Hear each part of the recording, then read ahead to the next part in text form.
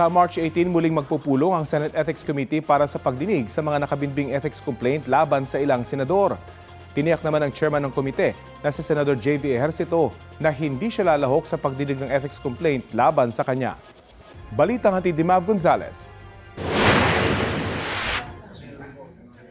Plinansya na ng Senate Ethics Committee sa isang pulong ang rules para sa pagdinig sa 6 na nakabimbing ethics complaints laban sa ilang senador.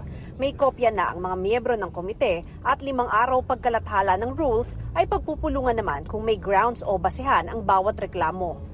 This is the first time that the Ethics Committee had this much complaints against senators. Siguro we'll take it one case at a time or two at a time.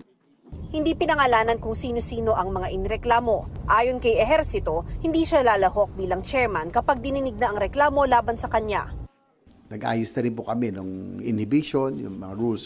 Sa isang executive session muna o hindi bukas sa publiko ang mga pagdinig at hindi rin papangalanan ang mga senador kung walang matutukoy na sapat na basehan ang reklamo o madidismiss lang.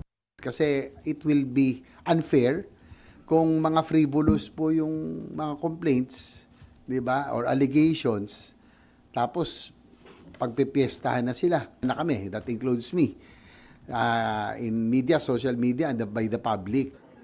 Pero kung may batayan, ipapaalam na ng komite ang kaso sa inirereklamong senador at gugulong na ang pagdinig dito. Kabilang sa mga kasong pwede isampa ay paglabag sa Senate rules, paglabag sa batas at disorderly conduct. Definitely, they will be, may preliminary investigation, then they will be given the chance to respond, no? Parang a few, 10 days after, they will be, there's a provision that they have the opportunity to respond, no, to the cases. Kapag tingin ng komite ay may nilabag talaga ang isang senador, pwede sila magrekomenda ng parusa. Pag talagang malala, siguro suspension or kung malala, din expulsion. The Ethics Committee will just recommend. Again, it will be the body who will decide.